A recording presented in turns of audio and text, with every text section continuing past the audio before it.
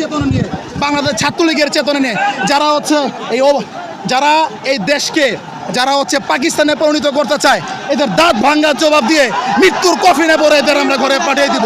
এখানে জামাত, বিএনপি, আমাদের সাধারণ শিক্ষার্থী নিয়ে আমাদের কোনো মতভেদ নেই। এই রায় দিবে হাইকোর্ট, এই কোঠার রায় দিবে হাইকোর্ট।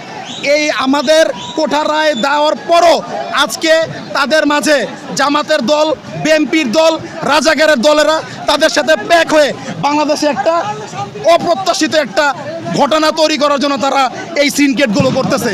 আমরা ছাত্রলীগের, আমাদের গায়ে ছাত্রলীগ, আমাদের ছাত্রলীগের ভাইদের গায়ে তারা হাত দিছে, আমাদের যুবলীগের ভাইদের গায়ে হাত দিছে।